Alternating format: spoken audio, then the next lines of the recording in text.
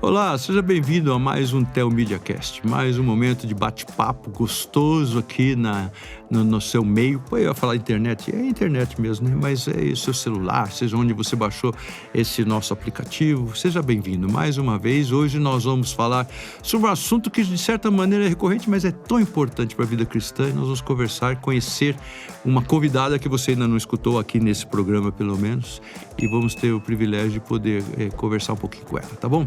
Daqui a pouquinho eu faço a apresentação e vou lembrar de quem está comigo também. Deixa para daqui a pouco. Espera aí, tem aquele spot, aquele intervalinho, já voltamos.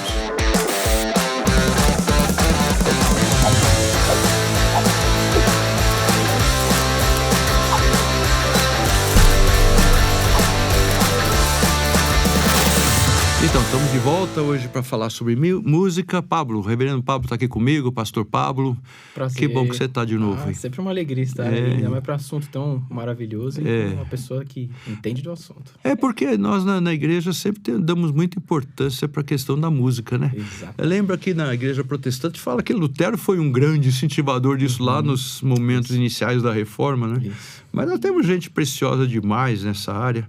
E gente assim, né, que fica até difícil falar de música, quando você lembra que tem um Bach, ou um Handel, qualidade, coisas assim, mas será que é importante qualidade, preparo? É melhor chegar na frente lá e falar assim, vamos ver o que Deus me revelou aqui. Então, eu tenho aqui a convidada, Maria Lídia. Oi, ela vai olá. se apresentar, mas já vou resumindo. É pianista, trabalha na área de música. Eu não gosto muito de falar de louvor para falar de música, porque eu entendo que o louvor é muito mais do que música. Sim, é verdade. E a Mais música abrangente. abrange tantas coisas. Claro que música é louvor. Tem dúvida sobre isso. Ninguém se sinta ofendido com a minha opinião. Mas vamos falar sobre louvor na igreja? Não, vamos falar sobre música na igreja. Música. Tá bom? Ok. Maria Lídia, conta um pouquinho mais de você. O seu sotaque que você vai escutar aí é carioca. Carioca da gema. Entrega. Você vai descobrir que o Pablo também não é paulista, mas tá virando um paulistano aqui. Mas ele não tava falando cantado tanto quanto paranaense, mas aqui a Maria Lídia é carioca. Pois conta de você um carioca pouquinho pra nós. da gema, nascida em Copacabana, pra vocês terem ideia. Então. Mas já tô há muitos anos aqui em São Paulo.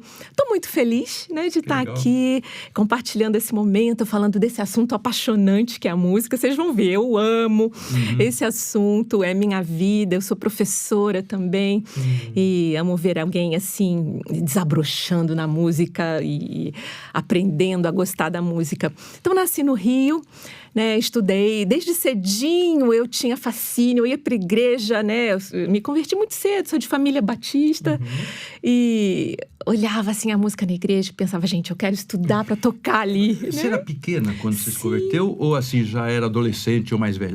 Criança, por incrível que pareça. E cantava, porque é uma coisa típica de gente de igreja, desde pequenininha, que uma hora qualquer, na escola dominical, alguma coisa, tá lá cantando. Ela Exatamente. Participa de um coral infantil. Sim, exatamente, né? A música tem muito, né? Tem muito na igreja. E eu, como criança, ficava fascinada. Cantava no coro infantil. Na escola dominical tinha uma família que tocava vários instrumentos. Eu tava lá. A sua família também era da área da música, assim? Ou não tinha tanto Olha, envolvimento? muita gente na área da música, mas meus pais não. Minha mãe era médica, meu pai economista. Ela tocava um piano, mas ela era médica, né? Certo. Mas desde cedo, tudo que eu ouvia, assim, de música, eu chegava no piano e tocava. Eu sabia onde estava de ouvido. E ela falou, vai estudar, vai estudar. Aí na igreja me converti muito cedo, ainda criança, né? E cheguei pro meu pastor, era o pastor Macalister, Roberto Macalister, lá no altíssimo, agora, né? Já escutei muito dele, né? Tá bom. Ele às vezes pregando, parava de pregar, cantava, começava a cantar, né? Uma voz bom, esses belíssima. detalhes eu não sabia. Mas uma sumidade, Já né? li alguma coisa que ele escreveu muito bom. Sim, Então, sim, era... não é da minha denominação, mas ele é um cara muito bom, que não quer dizer nada, né? De família batista, mas eu frequentava a escola dominical da Igreja Pentecostal da Nova Vida, porque era muito boa e tinha muita música, minha mãe levava pra lá. É no Botafogo? Botafogo, General exatamente. Polidoro, Então, isso mesmo. Isso. Eles tinham uma rádio relógio. Né? A Rádio Relógio é deles? Era deles. Eu escutava a Rádio Relógio quando eu ia pro Rio, porque a minha família, do pai do meu pai, é carioca. Sim. Tá certo? Então eu sempre fui muito pro Rio e escutava quando a Rádio Relógio, eu achava a coisa mais... O que é essa Rádio Relógio? Então era deles? Era deles. Mundo pequeno. Muito tempo, pois é. Interessante. E cheguei lá pro Bispo McAllister, posso tocar? Ele, vai estudar. Pode, ele mas falou, vai estudar. pode, vai estudar. E eu, de fato, fui, né? E fiz a UFRJ, fiz mestrado em música, agora eu tô fazendo doutorado. E entrei, né, nesse caminho mesmo fascinante da música, né? E atua como professora de música. É a sua área, assim, de foco, de atenção hoje em dia. Exatamente, né? Dei aula na Faculdade Batista Teológica de São Paulo. Eles tinham um curso muito interessante lá, Música Sacra. Tinham porque não tem mais. Não tem mais, né? Não tem mais. Eu não sei bem sabe o que eu vejo assim? Música é tão importante na igreja. Pois e, claro, eu sou pastor, me preocupo com isso, amo música, gosto. Minha mãe era regente de coro, minha mãe tocava harmônio. Olha, você lembra do Fole. Do Fole, ali pedalando. Faz musculação. Meu pai pastor no púlpito, minha mãe no órgão, éramos 4, então os 4 sentados e eles controlando a gente só por olhar, entendeu? Regendo era a família ainda, tá? Sim. Então ela tocava, daí tinha o coro, aí começávamos a cantar no coro desde menino, porque era pequenininho, toda igreja pequenininha, né? Então a música é tão importante, mas eu acho hoje que a música, agora vem aqui, vamos lá, já conversar um pouquinho sobre isso. Os cultos, as cerimônias dão muita ênfase na música, certo? Sim. E daí, então, eu não sei, às vezes parece que o que atrai as pessoas é só a música. Sim. Tem essa impressão também? Tenho. Às vezes, né, a gente tem, assim, 2 polos. Eu percebo, assim, que eu acho que a gente está vivendo um problema sério nessa área. Aí a gente até vai conversar, debater. A gente tem aquelas mega igrejas com verdadeiros shows, né? Às vezes contratam uma pessoa, um profissional, e a igreja vai, mas fica muito apática, né? Somente assistindo. Entendi. Né? E por um outro lado também, igrejas menores que trabalham com aquela coisa do trabalho voluntário, com a famosa escala, né? E em contrapartida, a gente vê também muito pouco estudo atualmente nessa área de música. E a gente está perdendo terreno. Apesar de ser muito importante, né, ter, assim, é claro que é do ser humano, a gente é apaixonado por essa expressão, essa linguagem. Mas eu estou vendo a gente, assim, decaindo nessa área em termos de qualidade. A gente tem esses 2 polos, né? O show, mas também o povo cada vez menos participando, cada vez menos estudando. A gente quase não tem mais material, partituras, arranjos, não tem. Só os inários que tem uma abordagem para voz. Então, os pianistas ficam... Ai, como eu vou tocar? Isso. Aí vem as famosas cifras, né? Isso, Ninguém está lendo mais nada. Eu vejo aí um reflexo de um colapso mesmo na educação musical do país. E não é só na área de igreja, né? Porque eu lembro, eu vejo às vezes algumas, como é que fala? Alguns programas. Então pega, por exemplo, sei lá, Paul McCartney. Boa. Aí ele começa a falar sobre música. Aí o cara dá uma aula de música. Sim. Ele fala sobre a história dos instrumentos. Então a gente vê que mesmo os roqueiros de antigamente, eles tinham todo um preparo, assim, o cara... Rick Wakeman, eu sou dessa época, né? Sim, então, Rick Wakeman, não sei o que e tal. Mesmo o pessoal pega, lê partitura, não é só cifra. Sim. Tocam, falam. Hoje em dia parece que é uma pobreza, né? Porque eu toco violão. Tá. Então, assim, você toca violão? Não, eu não toco violão. Por quê? Eu sei 3, 4 posições, nem sei o nome das cifras. Das cifras, né? Vai arranhando. Não sei o que. A memória mecânica. Mas para acompanhar, porque era o que eu tinha. Então, Paulo, quando alguém pergunta, você toca violão? O que você está querendo saber? Se eu posso fazer aqui uma sequencinha? Sim. Fora isso, eu não sei. Não dá pra exigir. Aí você vê o Yamandu Costa, você fala assim, bom, quem que vai falar que toca violão quando vê o cara desse tocando? É verdade. Mas quando nós estamos falando do trabalho do Senhor, isso é mais importante, porque nós temos que dar para Deus o melhor, O melhor, exatamente. Olha, analisa uma coisa aqui comigo. A gente está num país extremamente musical. Isso. A gente teve, há pouco tempo atrás, no início do século XX e tal, lá, né, 1900 e tal, Chorinho. Lembra aquilo? Ernesto Nazaré, Chiquinha Gonzaga, Zequinha de Abreu. Riquíssimo. Fenômeno de música popular. Isso. Riquíssima. Isso. Né? Depois... Tom Jobim, com a bossa nova ali, 1940, 50, conhecidíssima da Europa. Perfeito, né? Bossa nova. Exatamente. E a gente, só tá, né? Decaindo.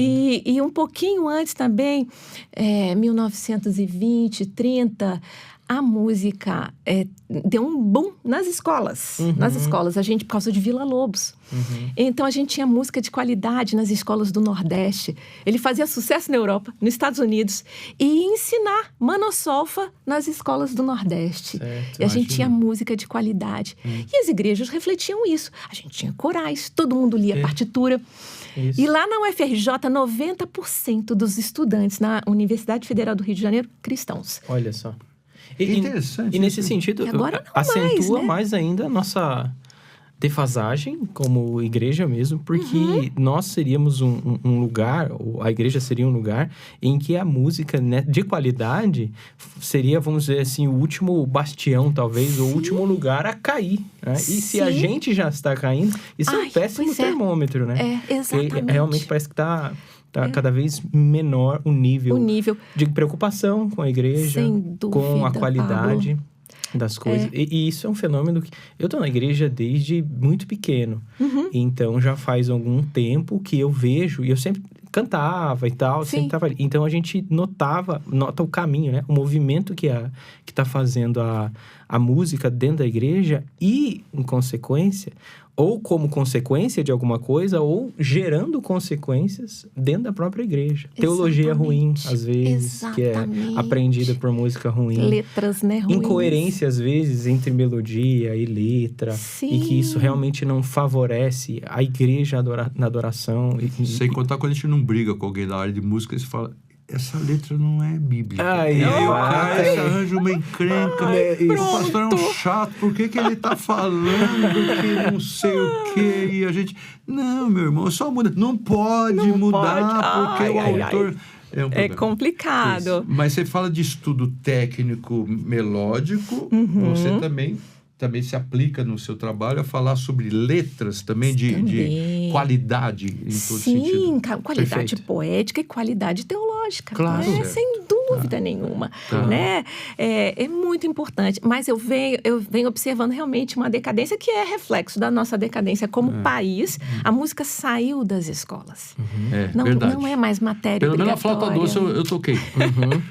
Pois é. Sei lá, acho que no primário. Eu lembro que eu tinha uma flauta doce. Né? Eu cheguei a aprender também, hoje já não lembro nada. Os pais não gostam, né?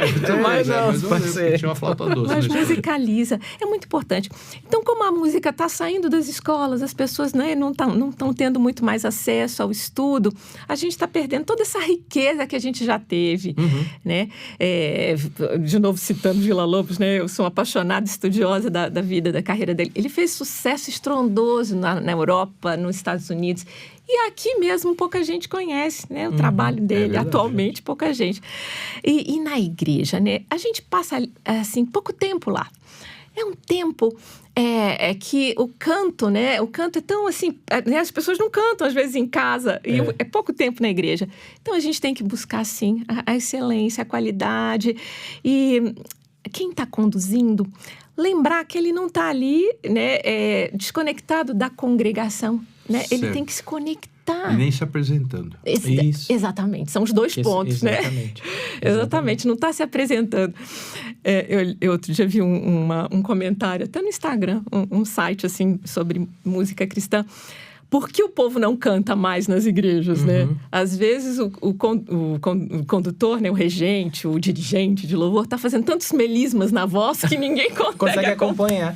Às vezes o tom é muito alto também. Exatamente. Que a ênfase é outra. Né? Exatamente, né? Então ele tem que entender, gente, o pessoal está ali, tem que aproveitar esse tempo, né? E a gente tem que estar a serviço, né, do canto congregacional. Mas, Maria Lídia, você chega a prestar ensinos também para igrejas, assim? Como é que é o teu trabalho junto nessa parte docente e as igrejas? E as igrejas, né? Bom, trabalhei lá nesse curso de música sacra, onde quem estava fazendo esse curso iam ser futuros ministros de adoração. Então, trabalhando a formação deles. Mas tenho feito workshops, tenho aproveitado muito, tenho divulgado bastante esse trabalho. E surte muito efeito. Então, qual que é isso que ele quer saber? Qual que é o retorno? Você vê que as pessoas se interessam? Se interessam cada vez menos, né? Eu sempre falo assim, Lídia, você não está muito negativa, assim, pessimista. Não, eu acho que a gente na vida, na história, a gente observa sempre aqueles zigue-zagues, né? As coisas vão e vêm. A gente está vivendo uma fase de escassez e tal, mas espero que seja o prenúncio de uma volta ao estudo, né? Uma volta à produção de material mesmo, né? Eu ouço, assim, muito a queixa e levo os workshops. A queixa dos pianistas, por exemplo. Um inário, um HCC, um cantor cristão, só tem quarteto vocal. Então, se a gente vai tocar, fica aquela coisa vazia. Não tem uma abordagem pianística, né? Então, eu sempre falo que o músico da igreja, ele tem que ser um arranjador, tem que ser muito criativo, porque ele tem que pegar aquele inário e tem que fazer um arranjo pianístico, né? Ele, às vezes, precisa escrever para a orquestra e tem que produzir isso, né? A gente tem pouco material. Tem coisa que vem dos Estados Unidos, mas a gente precisa ter material brasileiro, né? Com o nosso sotaque. Você concorda que música é dom? Porque não é assim... Qualquer pessoa pode cantar. Sim. Tem aqueles famosos que falam, eu não canto porque eu sou desafinado e tal. E é mesmo. Eu lá na minha igreja convido as pessoas para entrar no coro e falo assim, venha pro coro, você acha que você é desafinado? O problema não é meu, o problema é do regente. Do regente. Eu só estou convidando, pastor. Agora o problema é do regente. E o regente concorda comigo. E tem gente que é monocórdio, tem gente que não tem samba de uma nota só. Aí você canta, ele entra no outro tom completo. Eu que não conheço muito. Você tem um ouvido bom? Claro que tem, né? Sim. Aquele famoso bem trabalhado. Perfeito, não? Trabalhado. Trabalhado. Relativo. O relativo. Meu é relativo. Tá bom. Mas a questão é o seguinte, que a gente tem que pensar é que nós devemos fazer tudo com excelência para Deus. Não só a música. Sim. Tudo. O Pablo estava citando a questão de que a igreja vai decaindo, a música devia ser a última coisa. Mas a gente vê isso nas mensagens, no preparo. Antigamente, as pessoas sentavam para escutar um Sorém lá no Rio de Janeiro, um Borges aqui em São Paulo, né? Um Riso. Escutava esses grandes pregadores que eles preparavam, elaboravam o sermão. Hoje o pessoal fica olhando o relógio, está muito demorado, não sei o quê. Eu sei, a vida mudou o ritmo da vida. Sim. Eu sei disso, a gente tem que reconhecer isso. Mas as coisas todas parecem que vão... A gente vai perdendo aquela qualidade do que a gente está oferecendo para Deus, né? É verdade. Claro, você pode ter uma igreja pequenininha, lá no interior, que não tem ninguém que conheça nada de música. E daí eles, antigamente, hoje em dia não sei como é que faz, mas antigamente tinha lá um toca-CD e alguém trazia um CDzinho de um tipo de um playback, punha lá. Claro, Deus aceita isso, evidente. Sim. Não tem quem faça. Mas quando você pode, tem que ser. Nessas suas palestras, você procura puxar esse negócio, você aí que está fazendo aí, acorda? Exatamente, eu tento motivar. Porque a gente vê, a música é uma linguagem muito poderosa. É impressionante como a gente é reativo, como a gente é susceptível à música. Né? É impressionante. Se você faz uma introdução, né, vigorosa, né, com entusiasmo, com assim, um ritmo seguro. Os músicos estão seguros. O povo canta. O povo aproveita, se deixa levar, motiva. É impregnado, motiva. Né? Me lembro Nelson Motta, que era um comentarista antigo, né, de música. Ele falava que ele ia para o Brooklyn, lá nos Estados Unidos, aquelas igrejas. Ele ia lá só para ouvir o som das igrejas aquela famosa, americanas. O tabernáculo lá, aquele lá no Harlem, né? Também o pessoal, todo mundo gostava de ir lá naquela igreja batista. Demais, né? Era assim, as pessoas eram atraídas, né? E ouviam a mensagem por causa da música. É um veículo impactante. Aretha Franklin veio de igreja batista, a própria Whitney Houston. Então, pessoas talentosíssimas, porque faziam música na igreja, os corais da igreja. E me consta o Moacir Franco também é de cor de igreja. Também. Né? A gente tem que resgatar isso. Eu sou por essa... O Arthur me perguntou, Lídia, qual é a sua bandeira? Voltar a buscar excelência aí nessa linguagem tão poderosa. né? A gente tem um imperativo na Bíblia, né? Salmo 33:3, tocai com excelência, tocai com júbilo. Então, assim, nos cabe isso. A gente está indo na contracultura, porque... Inclusive nisso. Né? Inclusive nisso, né?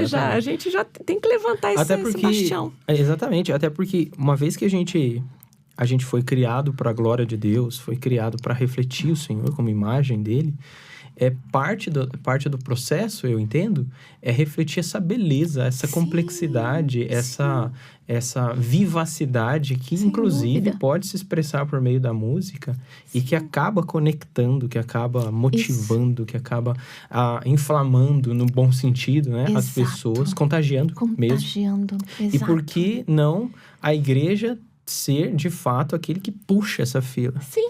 Aquele que puxa essa toada, né? Exato. E nesse sentido, quais seriam os caminhos que você acredita que a gente poderia traçar, os métodos, as abordagens, para, por exemplo, o pastor Fernando e eu, como pastores de uma igreja, outros que podem ouvir, de repente estão ou no grupo mesmo de música, ou estão envolvidos direto ou indiretamente. O que você acha que a gente podia fazer de maneira prática para ir, nem que seja aos poucos, uma geração pequena, por exemplo? Não sei, você como professor, como você vê isso? Lembrei do Jorge Camargo, ele anda lançando oficinas de composição, né? Ele leva isso às vezes para as igrejas. As igrejas são espaços durante a semana que podem se transformar em escolas, por que não? Espaços de aprendizagem, né? Onde as pessoas podem aprender em grupo. Muita gente pensa, uma aula de piano tem que ser individual. Não. Inclusive, lá na Faculdade Teológica, a gente tinha as aulas em grupo. Isso. Tinha um piano e um grupo assim, de 10, 15 em volta. Surte um efeito maravilhoso. Ali a gente pode ensinar arranjo, improvisação, composição. Então, trocar figurinhas, conversar sobre isso. Certo. A gente tem que fazer congressos, fóruns de debate. Esse programa, isso aqui está sendo uma ferramenta. Porque você que está escutando a gente, pensa assim, você gosta de música, você canta aí no conjunto da sua igreja, você toca no conjunto da sua igreja, por que não desenvolver mais isso? Quer dizer, tudo bem, eu não estou falando que você toca mal, não estou falando que você canta mal, não estou falando isso, mas... Se tudo que nós fazemos para o Senhor é para o melhor, então você fica horas na frente da televisão vendo programa de culinária porque você quer fazer um pudim um pouco diferente, ou quer fazer um pão não sei o quê. Você fica horas vendo lá alguma coisa de carpintaria porque você gosta de mexer com madeira e que legal essa ferramenta, olha que sacada boa. Você olha no Instagram, eu estou falando porque eu vejo muita coisa assim, né? Sim. Então você olha lá. E por que você, que está na área musical, que gosta de cantar, como a Maria Lídia falou, que foi o caso dela de pequena, vendo, falou, ainda vou fazer isso. Por que você não entra nessa área? Claro, a área de música nem sempre é uma área que dá retorno material financeiro. A Josiane esteve aqui, nós gravamos um programa. Se você está escutando, depois você entra aí, tem um programa nosso, um podcast com a Josiane. A Josiane Pimenta. Então, ela falando sobre isso, e é complicado até para direitos autorais, você que vive de música, você toca, você põe, como é que fica, como é que não fica, enfim. Mas, se você tem uma consciência de que sua vida é para o Senhor, e você tem uma facilidade, você ama música, então que tal? Isso. Que tal? Eu creio que nós já estamos aproveitando aqui o programa e dizer, que tal se envolver com isso? E tem muitas áreas, não tem? Minha mãe era formada em conservatório, eu não escuto falar em conservatório mais hoje em dia. Existe? Existe. Minha mãe tinha um anelzinho de formada em conservatório. Que lindo. Tá? E ela dava aula de música. Não existe. Tem como você investir no seu estudo. Na internet, tem tantos cursos online. Na tranquilidade da sua casa. Agora, você precisa ser disciplinado. A música é uma linguagem complexa. Se você não toca um dia, 2 dias, seu dedo já tá mais durinho. Vai fazer pestana, eu no meu Exatamente. Eu vou te contar. É uma linguagem. Então, precisa um investimento nesse sentido, de estudo. Então, vai tocar na sua igreja? treine bastante. Você vai tocar diferente. Você vai comunicar com muito mais fluidez, fluência mesmo. E a congregação vai perceber que aquele é um músico que estudou, que está ali preparado com segurança. Ele vai passar isso na emoção dele quando estiver ali tocando. Meu pai ficava bravo, meu pai era pastor, ficava bravo quando qualquer conjunto ia tocar na igreja. Na época a gente chamava de conjunto, né? Hoje é banda, mas era conjunto. E aí o conjunto ia tocar e antes de começar o pessoal falava assim, nós queremos aqui pedir desculpa se alguma coisa não deu certo. Meu pai ficava bravo. Ele falava, você não peça desculpas. Se você se preparou, não peça desculpa. Se você não preparou, não toque. Agora, se você só pôde preparar um pouquinho por algum motivo, não tem problema. Deus não vai ficar bravo com você. Agora, se você podia ter preparado muito... E não fez. Tanto que tinha uma regra no conjunto da minha igreja que é assim, você faltou no ensaio da semana... Você não canta no domingo. Não adianta ficar bravo. Saudades desse tempo. Tinha o coro e tinha no conjunto da igreja. Não veio durante a semana, tudo bem. Muito você espera, justo. aí no outro você vai cantar. É claro. Parece que a gente vai deixando assim, vai deixando. É um desleixo, né? É uma coisa assim, né? E assim, é um pensamento assim errado. Não importa, é o coração. Só que não é bem assim, né? Imagina, a gente precisa estudar, né? As linguagens têm suas complexidades e a gente tem que ter clareza, a gente está em comunidade ali, né? Já é uma vez na semana, né? Às vezes 2 e tal, já é pouco tempo, né? E é para o nosso Deus, né? Então, a gente às vezes vê uns ministérios onde a música é muito importante, né? Você pega um Hillsong, uma coisa assim. Sim, eles capricham, lindo, assim, lindo. Você tem 1.000, 3.000 pessoas cantando e tal. Em contrapartida tem bonito, isso. Eu acho bonito e tudo. Não é bem... Enfim, vamos falar bem. É uma coisa boa, bonita e tudo mais. Você vê um coro de uma determinada igreja que, infelizmente, na questão de doutrina não é nada semelhante às igrejas evangélicas, mas tem um coro maravilhoso lá no tabernáculo deles que eles gravam, você fala que é coisa maluca.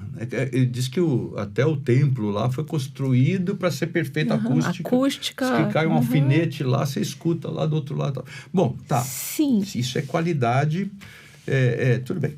Mas a questão é a seguinte, eu estou aqui na minha igreja, o que eu posso fazer? Minha igreja tem 80 pessoas, né? Tem um pastor legal, ele quer que eu toco lá. O que nós temos lá é um violão ou temos lá um teclado, né?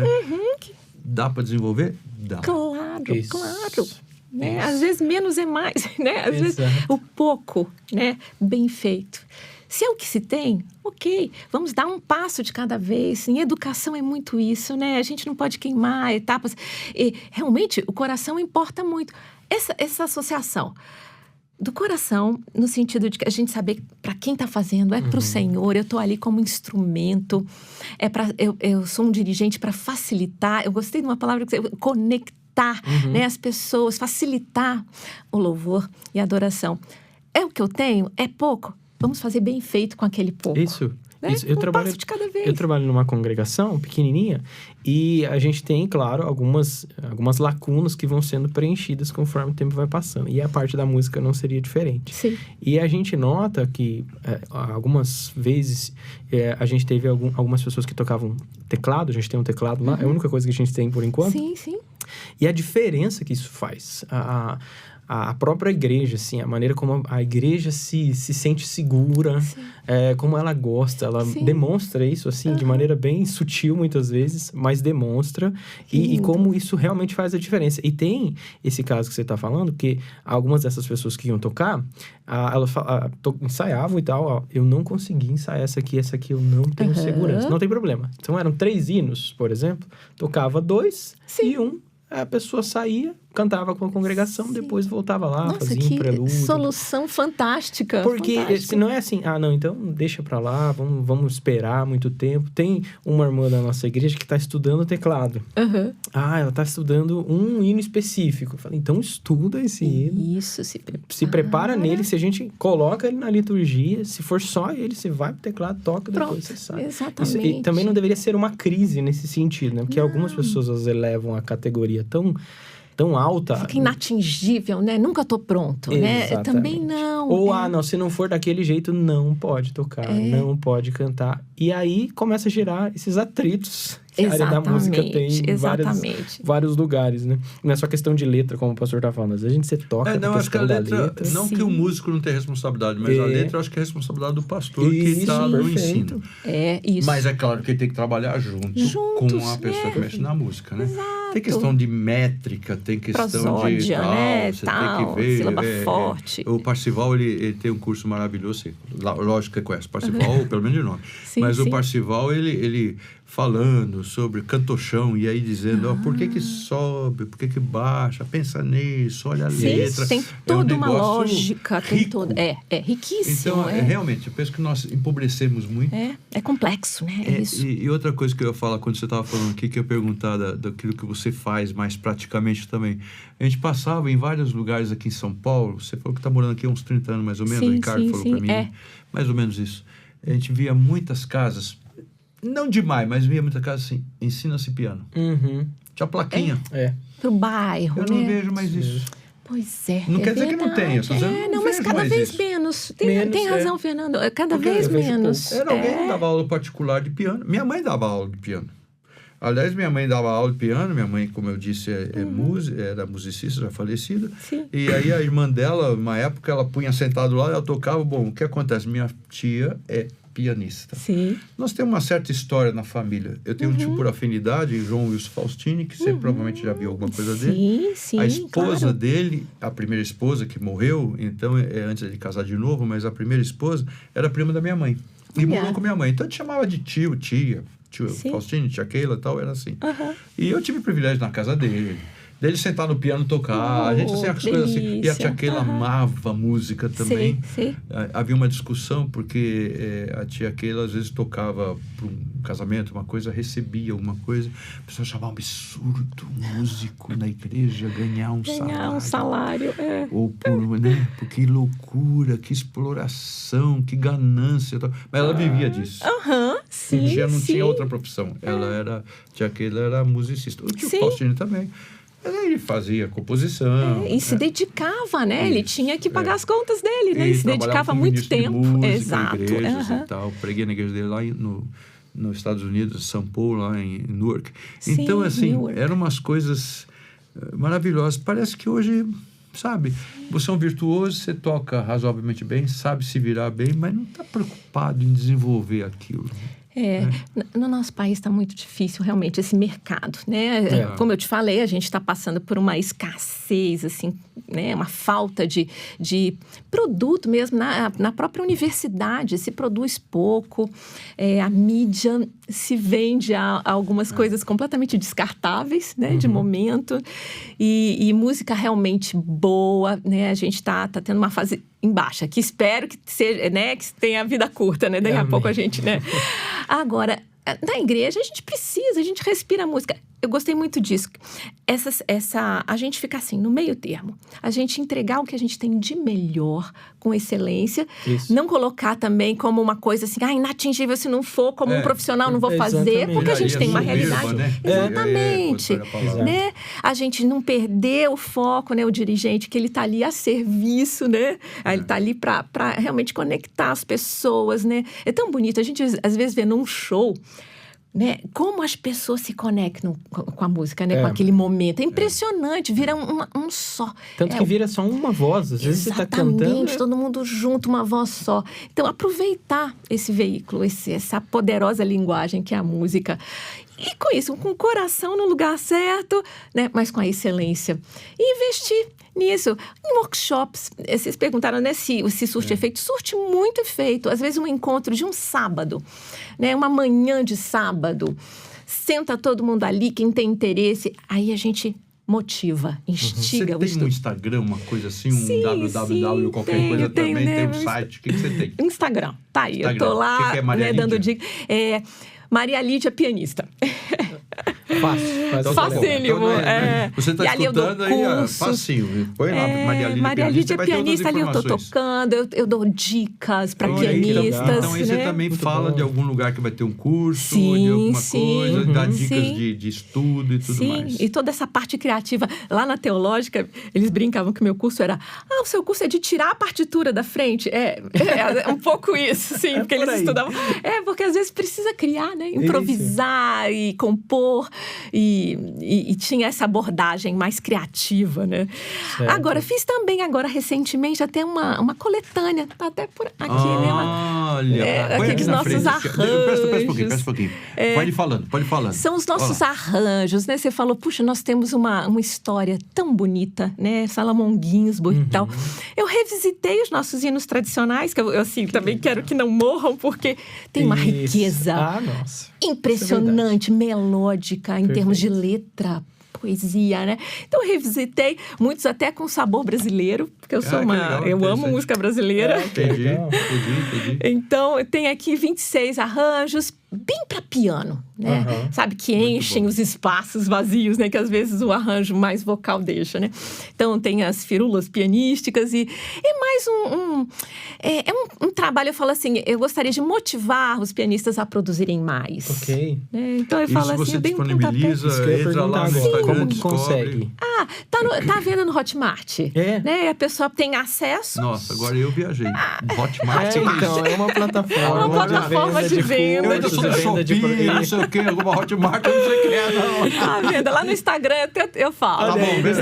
Tá bom. E O Pablo vem, tá mais atualizado que eu nessas coisas. E vem junto um vídeo de eu tocando todos os arranjos para a pessoa observar. Então assim, E eu brinco assim, são fáceis, não são difíceis.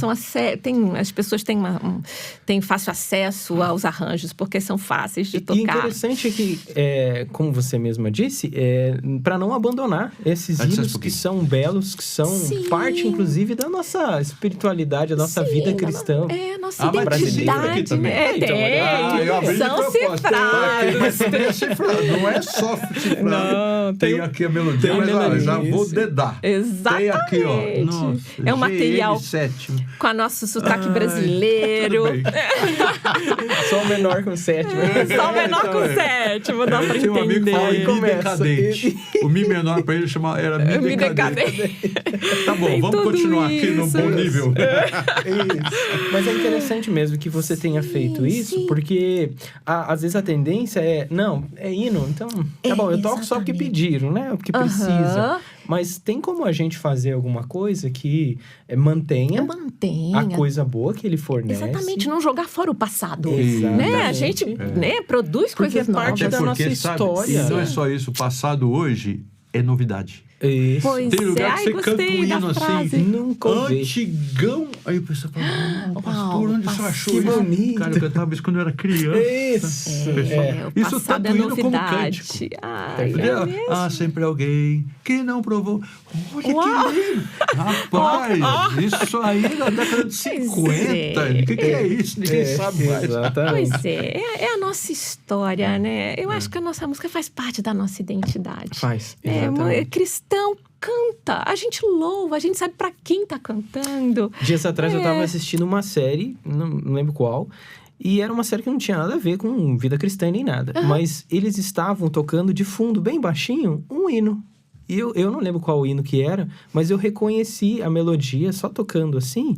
E era acho que até uma série de comédia. Então, não tinha nada a ver. Mas o que acontece? Tava lá. Parte da cultura deles. Sim. É como se, né? Quase todos eles devem ter conhecido, já cantado, né? Cantarola, norte-americano, por exemplo.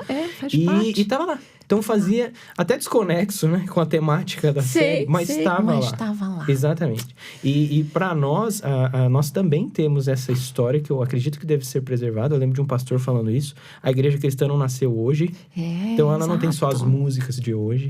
Sim. Ela tem as músicas antigas, tem as músicas que precisam ser lembradas. Né? Não é só aquela história de tem gente que gosta e tem gente que não gosta. Não é só essa questão. A questão é que a gente resgata e mantém aquilo que é bom, aquilo que é exatamente. E é interessante que funciona a música, você não precisa saber teoria de música. O negócio que é bom em música, você vai tocando, a pessoa vai acostumando. Aí, inclusive, ela começa a desprezar a música ruim. Exatamente. Ela mesmo apura seleciona, o não é gosto. porque você vai lá e fala assim, não canta isso e tal. Porque as pessoas falam, não tem mantra na igreja, né? Evangélica, não devia ter. Então, assim, você começa a apreciar, o seu ouvido começa a ser treinado. Sim. Perfeito. É diferente. Exatamente. Os critérios, né? Exatamente. São melodias bem construídas, são letras bem construídas. E o que é clássico? É o que perdura, é o que fica. O clássico Essa é a definição, fica. vamos dizer assim, né? Exatamente. Né? Não é descartável, nunca morre.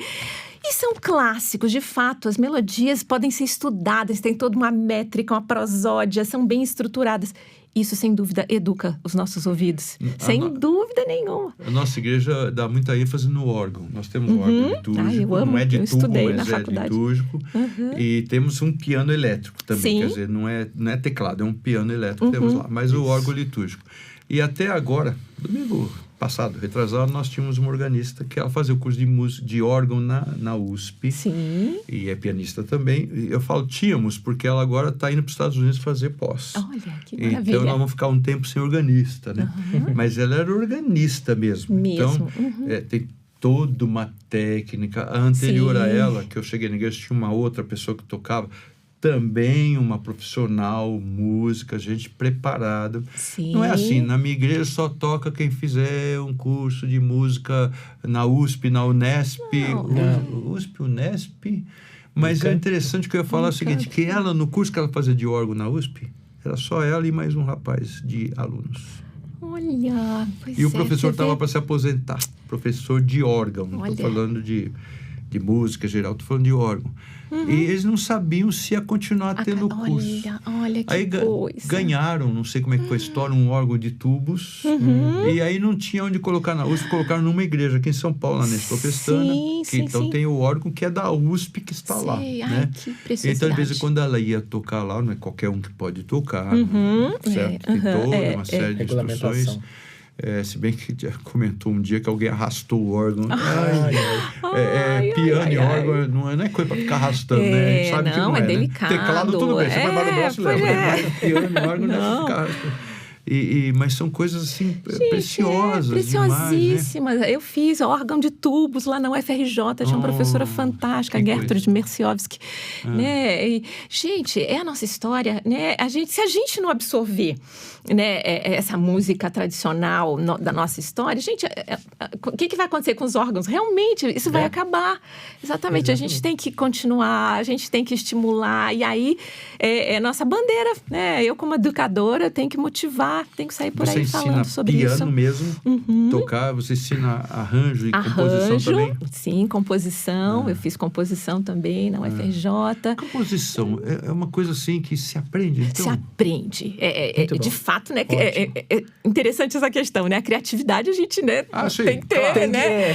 Mas existem regras, tem um monte de regras estéticas. Eu brinco assim, a faculdade de composição, a gente se debruça anos e anos sobre os clássicos, né? As composições boas, existe isso, né? Boas, as que ficam, né? Bem construídas, bem estruturadas. Esse é o mistério. Fica por quê? Porque elas são didáticas, elas têm uma melodia que qualquer uma subia, agradável, né? Beethoven. Isso. Quem não assobia a nona de Beethoven, a quinta de Beethoven, né? Porque é um clássico, é bem feito, né? Isso. Então a gente na faculdade estuda isso. E é muito legal ensinar isso nas igrejas, né? Para que possam produzir cânticos que o povo aprenda. Porque se é ruim, o povo nem aprende.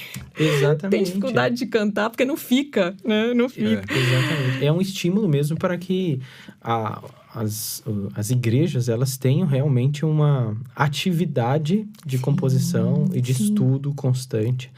O pastor Fernando estava falando antes e me lembrou de uma história que eu ouvi, eu li no livro, ouvi de alguém, não lembro, em que quando Calvino foi fazer a salmodia, né, de Genebra ali, o saltério de Genebra, ele não se colocou dizendo assim, eu que vou fazer tudo, de ponta a ponta, de música e composição, tudo. Ele elaborou a teologia, entregava para o compositor, para o musicista, para que eles adequassem dentro da métrica a letra, adaptasse a poesia, e aí ele fizesse. Então era um conjunto, vamos dizer assim, em 3 etapas, né? A teologia, E ele se envolvia, não é assim, não, eu confio em você, vai lá e tal, depois eu avalio a letra. Sim. Ele era alguém ativamente envolvido. Que lindo. Nos recursos que tinha naquela época e criou um saltério. Afinal de contas, Deus se importa tanto com a música, e eu entendo assim, que ele nos deu um inário inspirado. Os salmos estão ali, exato. há outros hinos dentro da escritura espalhados. Não é só a teologia, mas você vai, eu tenho pregado salmos ainda na congregação. Você vai olhar lá nos títulos, tá lá, ao mestre de canto. Então foi endereçado para alguém dirigir isso dentro da liturgia. Ou para instrumento de corda. E às vezes tinha o instrumento ou de acordo com a melodia tal. Às vezes a gente não sabe o que é. Mas, de todo modo, Deus fez com que aquilo tivesse uma especificidade, tanto musical quanto de letra. Então, parece que existe aí, no mínimo, nesses traços, uma importância bíblica dada a essa questão de qualidade musical e tal, né? Então, é uma forma de...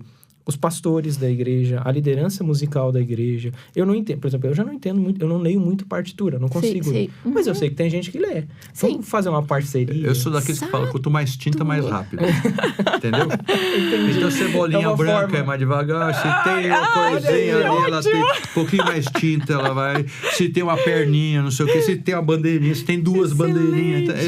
Veja como esse programa é completo mesmo. Você viu o nível do filho da formanda em conservatório, uma vergonha. Mas professores quase. Quanto mais tinta, mais rápido. Então, já é didático, pronto. Não, mas lindo isso, esse trabalho conjunto. Né? Visando...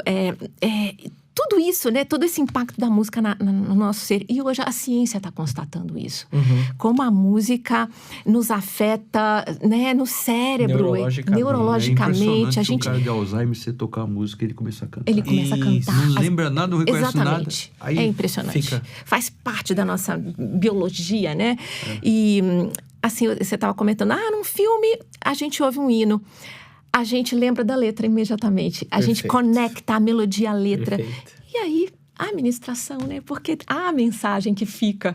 Ou se esforça, porque às vezes você começa a tentar lembrar a letra. Esse processo já é um ganho. Porque você está tentando lembrar do que se canta. É muito tão bonito, mas como é que canta mesmo? Você só está escutando e aí você vai lembrando. Não trabalha a memória. Eu estou citando isso porque eu estava estudando agora há pouco isso. Os efeitos da música na questão de amplitude de memória.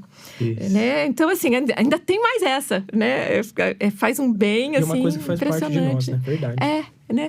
E assim, a gente conecta a melodia à letra demais. Então, os hinos, a mensagem maravilhosa que está ali, vai ficar mais na nossa memória se a gente conseguir resgatar. Maravilhoso. Né? Mas nós estamos conversando nos preâmbulos, você falou que também tem um álbum ou alguma coisa assim. Sim, gravada. É bem antigo, é autoral, né? São as minhas composições ali, bem brasileiro, tem um pouco de jazz, né? Lançado com o selo dos Vencedores por Cristo. Me lembro que na época eles falaram, vamos fazer alguma coisa no estilo jazzístico, para colocar na prateleira de jazz. Olha, e assim sair um pouquinho da prateleira de Então, entrando no gospel, site do VPC, a gente acha isso. Acham, né? E agora vai estar nas plataformas também, Spotify, etc, né? Encontro vinculado ao seu nome, é fácil de encontrar. O Arthur já colocou na rádio? Já, acho que sim, já tá. Então, para quem já tá colocando. A pessoa que fica por trás das nossas reuniões, ele que arranja os nomes, ele que indicou Maria Lídia, ele também gosta de música demais. Compositor. Então é o Arthur que nos ajuda aqui. Sim, ele é responsável por uma rádio como é que fala? De internet, ele é até a rádio da digital, igreja, da denominação. Tem também a nossa rádio aqui no Telmídia também, ele é responsável. Então... E tem um estúdio para gravar aqueles que se aprimorem. Então, como Eve tá aí. Tá precisando de estúdio ou de gravação, conta com a gente. Mas isso maravilha. Sim.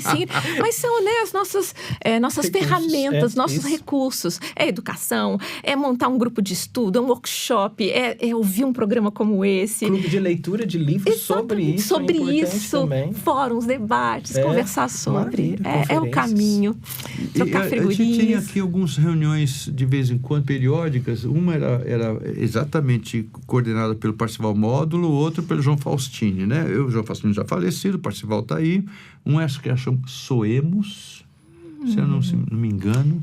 Havia uns congressos, não sei se eram anuais, e falava sobre música. Olha, que ótimo. O Faustino, eu lembro que ele lançava antigamente aqueles livrinhos dele lá, Louvor Perene. Coro Sacro. Não Coro Sacro não. Enfim, ele lançava. Então. E eu não sei se ainda existe. Tem alguma coisa assim, você sabe, nos dias de hoje? Alguns Olha, não assim. congressos ou qualquer coisa assim? Congressos, teve muito tempo louvação, teve primeiro, segundo, terceiro, começou em Curitiba. Tá. Mas até isso eu acho assim que está diminuindo um pouquinho. Seria o caso da gente. Né? Festivais. Eu participei de banca de vários concursos de música, composição. E aí, gente, vamos compor e fazer um concurso e tal, né? Primeiro lugar, segundo lugar. Tá aí, fica aí, é o desafio. Temos trabalho pela frente, os resgates, né? Já tem essa coletânea, façam mais, gente, componham, façam oficinas de composição. Maravilha. Né? Fins de semana musicais. Ótimo. Música em família, por que não? A família cantar junto. E aí, né? seus filhos acompanham? Sim, Porque eu já vi gosto que você é apaixonada por música, evidentemente. Aí vai passando isso pros filhos também. Minha filha toca, meu filho é um excelente ouvinte, ele é historiador, ele gosta demais de história. Que idade tem seus filhos? Não, são adultos já, né? Tudo já. Você que é filho adulto? Não é possível. Vou acreditar, né? Nessa 30 e poucos anos de filho adulto. Ai, gostei. Ô, Ricardo, você tá escutando aí, mas tudo bem, é isso mesmo. Mas que legal. São adultos, né? Mesmo? Minha filha já tá casada e é pianista, ensaiou o coro lá da igreja dela, mora em Belém do Pará, lá longe. Pode pro pastor lá. Cidadezinha quente, um calorzinho. Mas tem aquela chuva de todo dia à tarde, Isso, né? Então, antes da chuva, depois da chuva. Um sorvete de açaí, um sorvete de qualquer outra coisa lá. Exatamente, então o sorvetinho de Belém. É quente. Mas vamos deixar pra lá. Tem gente de Belém que escuta a gente. Esse nosso programa roda, né? Por causa do nosso alcance. Sim, tem que qualquer lugar que se fala língua portuguesa. Às vezes vai para Timor-Leste, às vezes aparece algum comentário da África também. É muito gostoso. Maravilha, então estamos fazendo coisa importante. Então lembra aí, Maria Lídia Pianista. Segue lá, tá bom? Acompanha o trabalho. Né? Lá, eu vou entrar hoje e vou adicionar. Pode entrar tranquilo também. Mais um para acompanhar teu trabalho. E o que tem mais? Vamos lá, o que mais que você tem? Então seria esses cursos que você pode colocar, workshops. Você tá Estou aberta a dar. Eu assim, amo lecionar, eu amo dar aula. Né? Todo mundo diz assim: ixi, você é uma professora inata, realmente, de fato. Eu brincava dando aula para os bonecos, enfim. Então eu posso dar workshops e, na verdade, assim, basta isso, né? Assim, você se conscientizar como a música faz bem, como a música conecta, como você pode fazer música em família, como você pode trabalhar sua autoestima tocando um instrumento. Então, é sempre tempo de começar, né? Se engajar. É diferente o envolvimento de adulto e criança? Sim. Ou é a mesma coisa? Olha, é melhor, a criança é muito musical, naturalmente. Criança, assim, você vê uma criança começa a dançar, né? Da criança movimento. Ela é mais podada do que qualquer coisa. E como é uma linguagem, começar a criança é bem melhor. Mas quem tá aí adulto e tem vontade, deve começar. Nunca é tarde, né? Nunca é tarde. Alguma coisa você sempre pode aprender. Sim, sem afinar, dúvida. Ajudar a preparar o ouvido para afinar, claro. Sim. Fases diferentes, etc e tal. Mas afinar, de praticar mais, você já falou. Consegue efeitos, bons efeitos. Então, e vai ter um poderoso remédio contra a ansiedade, estresse.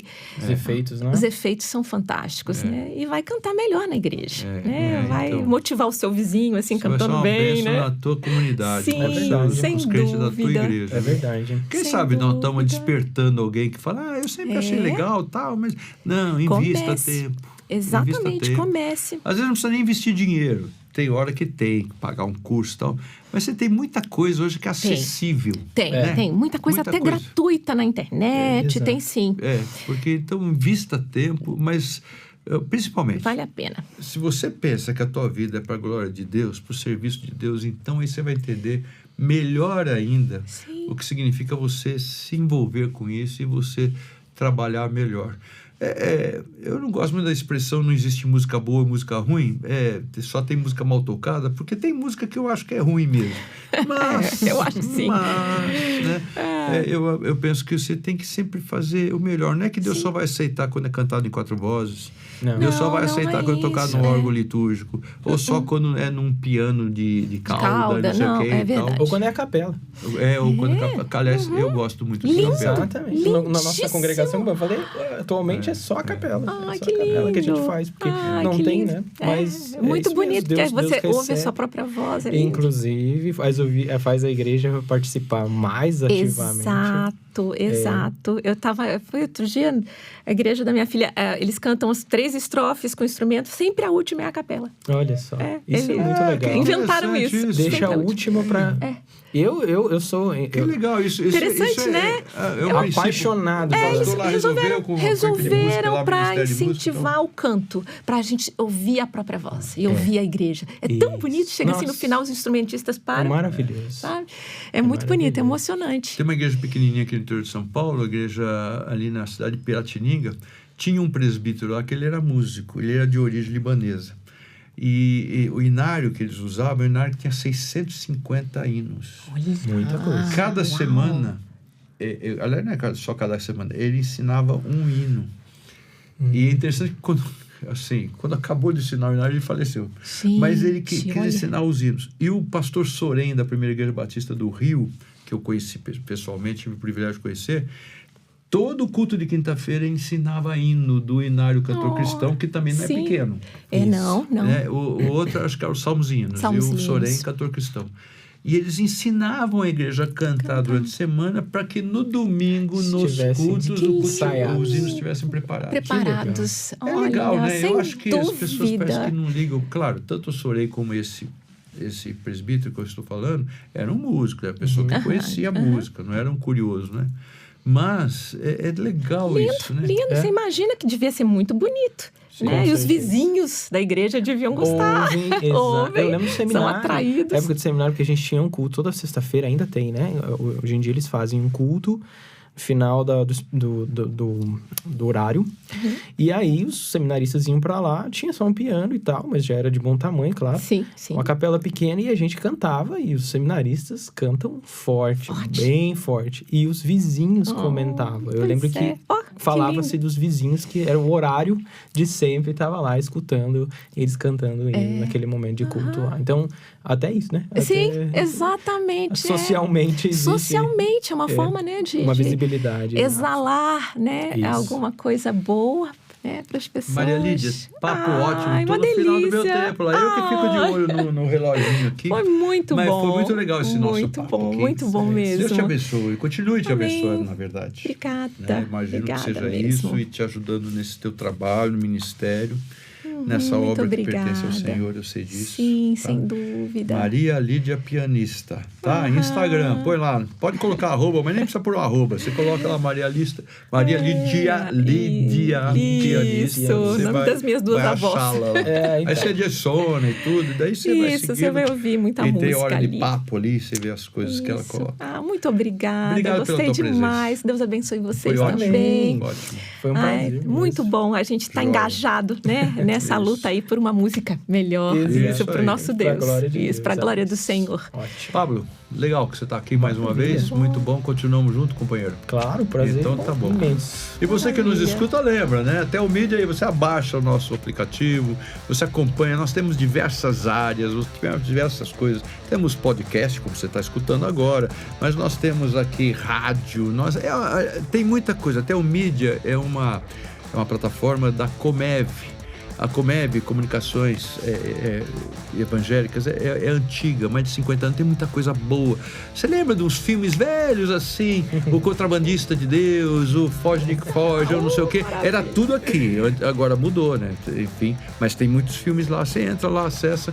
E você considera também apoiar o nosso trabalho, porque tem você pode baixar no seu celular e tal, gratuitamente. Mas se quiser um pouquinho mais cooperar conosco, como tanta gente faz, então você veja lá, instrua, entra, baixa, acompanha, vai ser muito legal. E Maria Lídia, pianista. Tá bom? Até o nosso próximo encontro. Um abraço.